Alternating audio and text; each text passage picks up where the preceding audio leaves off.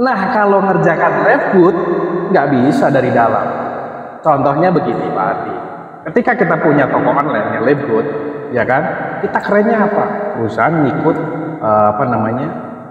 memberikan informasi melalui media sosial, itu kan sudah dibantu. Nah, kalau kita punya toko sendiri, tokonya rame, kan serangannya bisa dari luar, bisa dari dalam. Oh. Nah, contoh dari luar, mungkin ada tetangga, waduh rame itu, sialan rame itu kan. Nah. Dari dalamnya, bisa ditaburin nih pakai garam. Nah, kalau kita punya toko lembut, ditabur di mana garamnya? Gitu. Wah, menarik. Jadi nggak bisa ditaburin garam gitu ya? Itulah salah satunya di situ. Guys, siang hari ini saya akan coba tanya sama orang yang sangat luar biasa. Dia adalah seorang yang sangat luar biasa, tinggalnya di kota Batam. Beliau menurut saya sangat sekali mandiri, sangat sekali teachable, humble, orangnya mau belajar, sampai akhirnya beliau sampai di posisi platinum. Rasa-rasanya tidak pas kalau kita tidak belajar dari sosok orang ini. Nah, orang ini namanya Mas Denny. Beliau dulu latar belakangnya pernah jalankan macam-macam bisnis, terus terakhir punya usaha sangat luar biasa usahanya, usaha konvensional, dan dia juga pernah pengalaman di trading, pernah juga pengalaman membangun bisnis networking, terus pernah juga pengalaman main di bisnis trading emas dan lain-lain sebagainya. Jadi Bapak Ibu, abang kakak dalam dan luar negeri, kita sharing sore hari ini dengan orang yang sangat luar biasa. Kita perlu korek habis kenapa beliau bisa sampai di posisi platinum, dan beliau berjuang seperti apa, dan kita harus tanya Mas Denny. Ini luar biasa. Iya, Mas Denny ini kan apa? Kenapa Mas Denny tertarik sama jalankan bisnis tersebut? Apa istimewanya? Oke. Jadi begini Pak Adi, karena basic saya adalah konvensional, saya merasa konvensional ini belum aman pada diri saya. Oke, sebentar. Belum aman. Ya. Oh, berarti ini buat teman-teman belajar ya. Jadi pelaku usaha konvensional, dalam tanda kutip usaha konvensional sebagian besar belum aman. Ya. Oke, lanjut. Saya merasakan belum aman. Kenapa belum aman? Karena begini, saya di konvensional modalnya besar. Ya, ketika modal besar berharap untungnya besar, tapi faktanya untungnya kecil Pak Adi. Justru resikonya yang besar. Kemudian balik modalnya ini lama. Itu yang pertama. Yang kedua, ketika kita continue membangun sebuah bisnis konvensional, kan yang namanya orang kadang sehat, kadang sakit. Nah, itu yang saya rasakan ternyata belum aman. Nah, kenapa saya benar-benar tertarik dengan Lebgood? Karena satu, Lebgood adalah bisnis yang mengikuti perkembangan zaman secara digital. Wow. Sebentar. Ini ada dalam tanda kutip ya teman-teman, abang kakak dalam dan luar negeri. Sebuah bisnis yang mengikuti tren dan perkembangan zaman. Yes. Oke, lanjut. Okay. Nah, disitulah makanya saya pelajari, gali. Wah, ini keren, luar biasa Pak Adi. Kerennya apa? Begitu masif. Kemudian hitungan berapa bulan, tidak tahun, tapi pergerakannya luar biasa. Bayangkan, dalam waktu yang singkat, tiba-tiba sudah 200 negara. Ini kan keren. Padahal saya bangun konvensional itu puluhan tahun Pak Adi. Yang ada jalan di tempat. Yang namanya orang, itu kan butuhnya macam-macam. Pingin haji, pingin umroh, menyekolahkan anak, gitu kan. Butuh mobil dan sebagainya. Nah, masa sih kita hanya jalan di tempat? Yang saya rasakan begitu di konvensional. Saya jalan di tempat. Kalau pingin semuanya kedapat, bisa Pak Adi, tapi pakai hutang bank. Nah, di situ kan ada riba. Nah, itu menurut saya belum aman. Nah, bagaimana caranya dengan kolaborasi Lebgood ini, usahanya menjadi besar tanpa hutang bank? Itu Pak Adi. Usahanya menjadi besar tanpa hutang bank. Wah. Nah, yang saya genjot Lebgood Adi. Saya genjot habis, di situ kan nanti muncul dana besar, ya kan? kemudian ketika dikerjakan, hasilnya Pak Ardi bisa mingguan, bisa bulanan, passive income 2% loh Pak Ardi. Guys, ini menarik ya. Mingguan, bulanan, bisa passive income. Wis, luar biasa. Itulah makanya saya benar-benar saya gaspol, kemudian fokus sampai sekarang ini platinum karena itu Pak Ardi. Saya nggak tolak-tolak. Lah gimana nggak tolak-tolak? Saya sales sudah pernah jadi sales, ya kan? Lah di Leftgood kita dicetak menjadi pengusaha, lah kok kembali ke sales? Kan on Pak Ardi. Oh, oke. Jadi intinya dicetak jadi pengusaha. Ya, oke.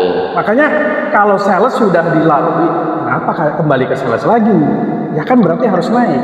Jadi pengusahanya, jadi ownernya Pak Ardi. Kenapa di sini saya dilihat di Leftgood itu dicetak menjadi pengusaha? Memang benar, kita kendalikan sendiri semuanya usaha itu. Kemudian nilai plusnya bisa ketemu sama mentor-mentor kelasnya dunia. Kalau saya memposisikan hanya menjadi penjual sembako, hanya setiap hari menunggu orang beli. Saya nggak bisa ketemu dong sama Pak Ardi, ya kan? Berkat Leftgood, saya bisa begitu dekat sama Pak Ardi. Kalau saya memilih di sembako, kayaknya ketemu Pak Ardi di Jogja, di Jakarta, ya hanya saya lo ente siapa? Saya nggak kenal.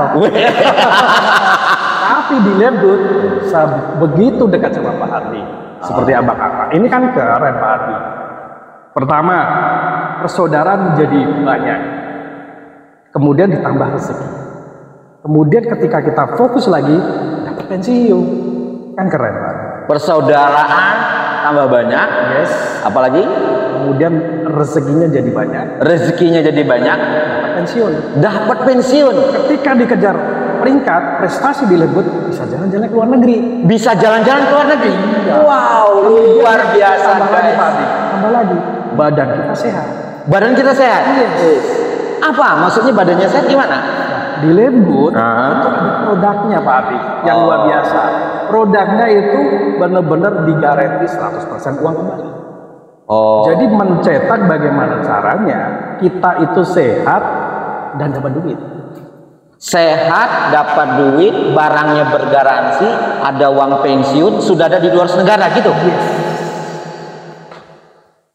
Itu Pak Ardi.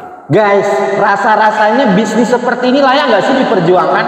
Yang tadi beliau bilang tadi banyak saudara, rizkinya banyak, dapat uang pensiun, barangnya bergaransi, sehat panjang umur lagi guys. Waduh, luar biasa. Itulah Pak, salah satunya itu.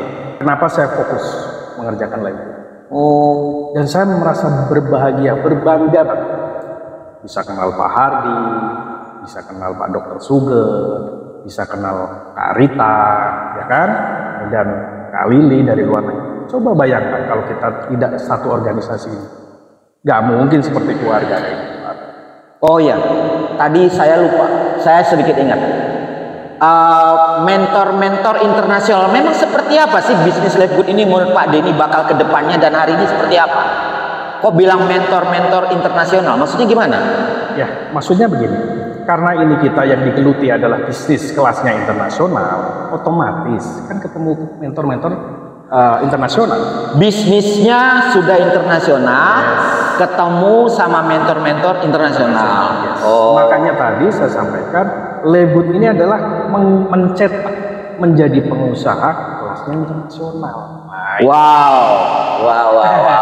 Saya sudah capek Pak Adi jadi sales, sudah capek. Wow. Guys, ini ada sesuatu yang menarik ya.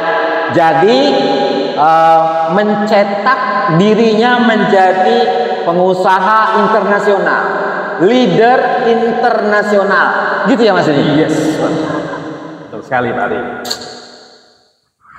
Segitu yakinnya Mas Denny? Iya dong. Oh gitu? Kan sudah ada pembuktian. Maksudnya? Nah, di hadapan saya sudah membuktikan. Wah. 2% dari omset internasional. Itu wow. Kan di luar sana ingin mendapatkan hasil bulanan 100 juta itu butuh modal yang sangat besar dan itu ditempuh butuh waktu yang lama. Itu pun kalau secara teori. Tapi faktanya yang saya sudah pernah lakukan, modal besar, risiko besar, ya kan? Kembali modalnya itu lama. Jadi pengalaman sebagai seorang pengusaha konvensional untuk bisa punya keuntungan 50-100 juta itu butuh waktu tahunan. Butuh lama. Dan itu kompetitornya luar biasa. Bisa dari luar, bisa dari dalam. Nah, kalau ngerjakan GrabFood nggak bisa dari dalam. Contohnya begini, Pak Adi. Ketika kita punya toko online yang GrabFood, ya kan? Kita kerennya apa? Perusahaan ngikut memberikan informasi melalui media sosial. Itu kan sudah dibantu. Nah, kalau kita punya toko sendiri, tokonya rame, kan serangannya bisa dari luar, bisa dari dalam. Nah, contoh dari luar, mungkin ada tetangga, waduh rame itu, sialan rame itu kan. Dari dalamnya, bisa ditaburin nih pakai garam. Nah, kalau kita punya toko GrabFood, mau ditabur di mana garamnya? Gitu, Pak. Wah, menarik. Jadi nggak bisa ditaburin garam gitu ya? Itulah salah satunya di situ. Karena tidak ada fisiknya. Dan kemudian saya juga teringat lagi pesannya Menteri Bu Sri Mulyani pernah menyatakan begini. Di negara maju itu rata orang-orang biasa saja. Kenapa? Karena negara maju itu aset yang bekerja keras, Pak. Orangnya biasa-biasa saja. Apa hubungannya sama GrabFood? Nah, GrabFood aset yang bekerja keras, Pak Ardi. Aset yang bekerja? Aset yang bekerja keras. Wow. Nah, Indonesia rata-rata orang mindsetnya itu orangnya yang bekerja keras, asetnya tidur-tidur saja, Pak Ardi. Nah, saya di GrabFood sudah merasakan. Ketika kemarin 1 minggu sakit, Pak Ardi. Aset saya masih bekerja keras dan saya setiap minggu masih bayaran. Disitulah Pak Ardi nilai poinnya. Kenapa saya fokus menjalankan GrabFood? Kalau saya di konvensional, ketika saya sakit 1 minggu, tokonya tutup. Itu Pak Ardi. Guys, ketika saya sakit 1 pekan, tokonya tutup. Berarti nggak dapat income? Kalau di GrabFood, asetnya yang bekerja keras? Yes. Orangnya biasa-biasa saja. Orangnya biasa-biasa saja. Sakit, masih dapat income. Aset yang bekerja. Yes. Dasar. Gitu. Sekarang saya mau tanya, Mas Denny tadi kan bilang kaitannya dengan GrabFood ini adalah bisnis sudah internasional. Seberapa yakin Mas Denny bisa membuktikan? Apakah sudah dibuktikan? Kalau Mas Denny kan hidupnya di kampung, maaf. Mas Denny tinggal di Batang, ya kan? Bukan kota besar, salah satu termasuk kota besar di Indonesia, ya. Tapi sudah seberapa jauh timnya Mas Denny berkembang di beberapa kota? Alhamdulillah Pak Adi, karena GrabFood ini adalah mengikuti perkembangan zaman dengan eranya digital, ya. Saya di GrabFood awal-awal hanya telekonferensi. Itu hanya mengenalkan 5 orang saja. Telekonferensi. Oke. Pak Hardi yang memberikan informasi. Oke. Nah, alhamdulillah sampai sekarang sudah berkembang dari dalam negeri sampai mancanegara. Dalam negeri dan mancanegara. Wow, luar biasa guys. Yang bikin keren. Ya, tinggalnya di Batang. Tinggalnya di Batang. Batang itu mana? Jawa Tengah kan? Batang itu Jawa Tengah. Oke. Dari dalam negeri sampai mancanegara. Boleh kasih tahu saya, mancanegaranya gimana? Mancanegaranya ada di Jepang. Ya. Wow. Itu Baikut. Kemudian ada di Arab Saudi. Kemudian ada di Brunei Darussalam. Dan Wow. Dia tinggal di Indonesia. Dia sebagai pengusaha. Tinggal di Indonesia sebagai pengusaha. Pengusaha Alfamart. Kemudian ada lagi di Malaysia. Kemudian di Taiwan juga ada. Taiwan juga ada. Wow. Guys, ada sesuatu yang menarik nih. Anak muda, anak yang berdomisili tinggalnya di kota Batang, bisnisnya sudah sampai ke mancanegara. Jepang, Taiwan, mana lagi? Arab Saudi, Malaysia, Hong Hong Kong. Wow guys, luar biasa ya. Jadi bisnis ini memang bisa dikerjakan tanpa harus mengunjungi satu negara. Betul ya Mas? Betul sekali. Disitulah alasannya, Pak. Saya fokus di Itu alasannya. ya, salah satunya itu. Hebat ya. Wah, ini luar biasa guys. Kayaknya kita harus mendalami lagi nih seorang sosok dari Mas Denny ini yang tinggal di Kota Batam. Tapi next time lah ya Mas Denny ya. Rasa-rasanya kalau kita ceritakan lebih banyak, nanti audiens tidak apa ya, tidak pengen penasaran. Kita mau lihat nanti sosok Mas Denny ketika Mas Denny sampai di Diamond. Ya, sekarang posisinya apa? Platinum mau ke Diamond. Platinum OTW Diamond. Yes, Guys. dan saya minta doanya kepada mitra-mitraku yang luar biasa di seluruh Indonesia dan mancanegara. Saya minta doanya semuanya, mudah-mudahan dalam waktu dekat ini mencapai Go Diamond. Wes, luar biasa ya guys. Jadi sosok anak muda tinggalnya di Kota Batam, bisnisnya sudah mancanegara dan sudah ada di beberapa kota.